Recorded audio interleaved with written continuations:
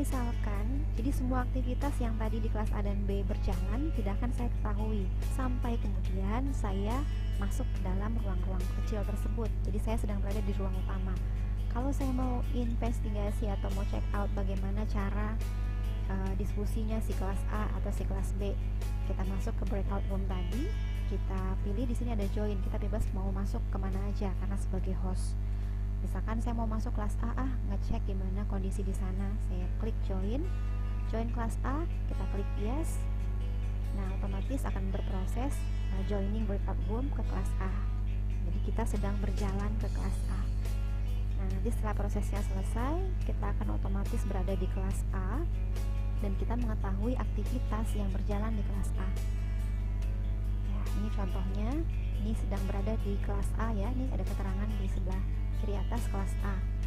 Nah, di sini apapun yang terjadi di kelas A, kelas B nggak akan tahu karena di sini sedang diskusi sendiri. Ya.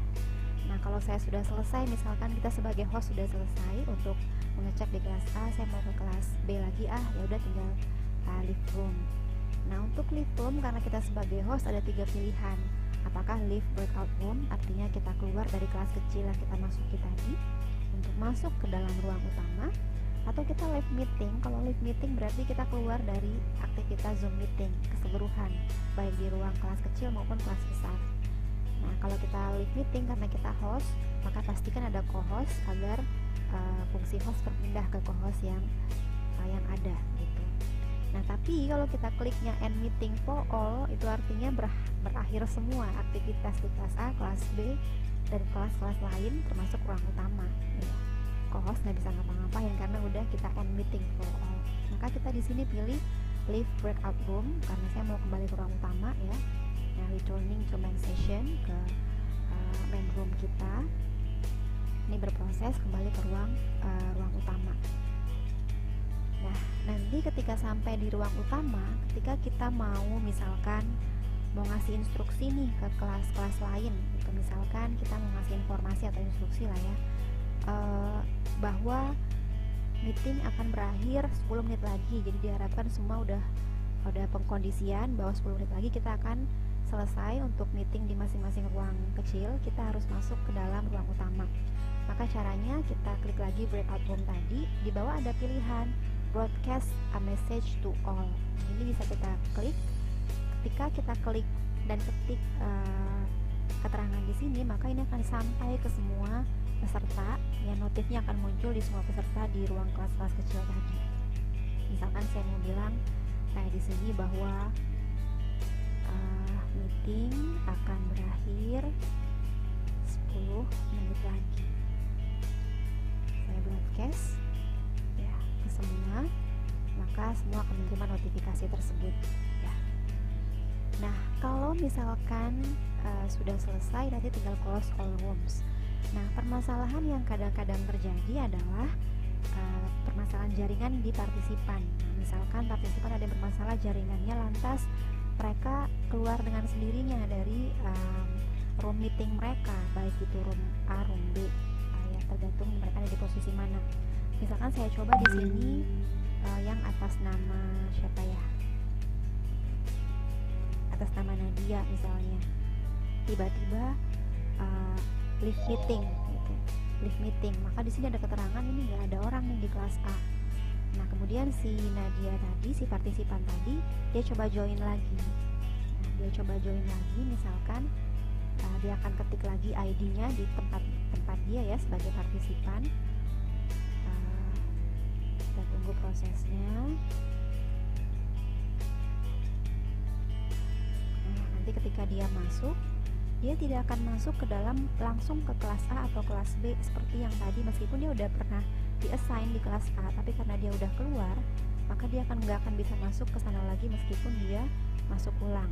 Jadi dia akan sampai di mana, dia akan nanti masuknya di ruang utama. Nah, ini lagi proses, dia coba masuk kembali ke Zoom meetingnya.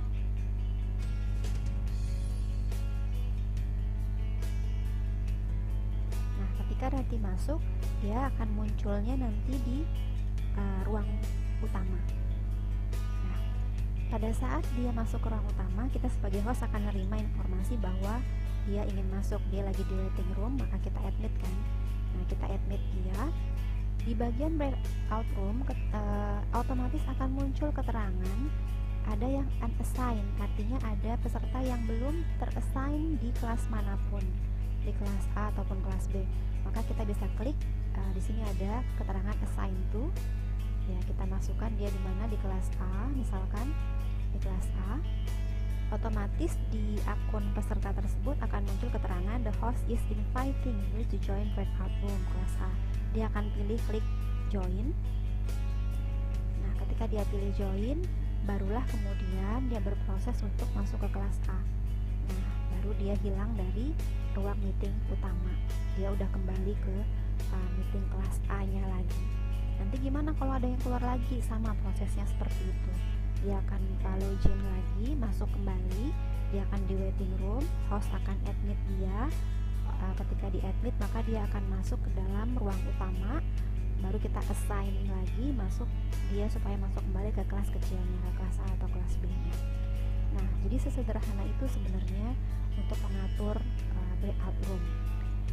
Nah, satu tambahan lagi bahwa untuk berjalan sebagai host breakout room ini kita nggak bisa setting dia via HP.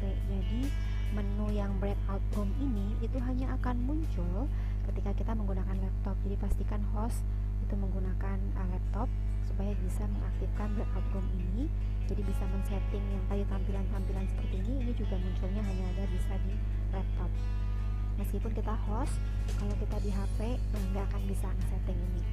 Nah, kalau sudah selesai meetingnya, maka tinggal kita udah cek nih, ternyata kelas A, kelas B udah selesai, waktunya udah habis, maka kita close all rooms.